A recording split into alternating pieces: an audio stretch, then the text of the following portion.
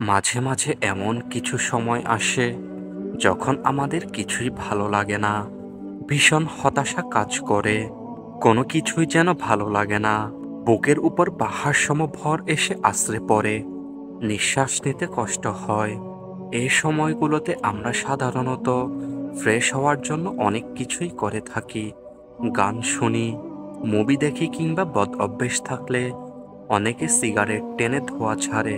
কিন্তু সত্যিকারের বাস্তবতা হলো এর কোনো কিছুই আমাদের অন্তরকে শান্ত করতে পারে না। হয়তো কিছুটা সময় আমাদের মনকে ব্যস্ত রাখা সম্ভব হয়, তারপর আরো ভয়ঙ্করভাবে বিষাদ আর অবসাদ এসে গ্রাস করে নেয় আমাদের। প্রতিটি মানুষের মনে কিছু অস্থিরতা বিদ্যমান, যা শুধু রবের দিকে প্রত্যাবর্তনের মাধ্যমেই দূর করা সম্ভব।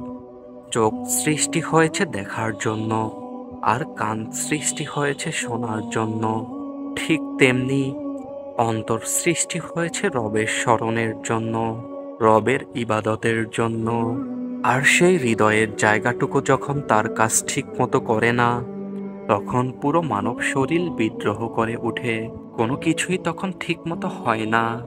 এই যে কিছু ভালো লাগে না, হতাশা, বিষাদ, এসব কিছুর উৎপত্তি এখান থেকেই। তাই শান্তি খুঁজুন কেবল আপনার রবের নীড়ে। সত্যি বলছি, এখানেই পৃথিবীর সব সুখ বিরাজমান। ফিরে আসুন আপনার রবের ছায়াতলে।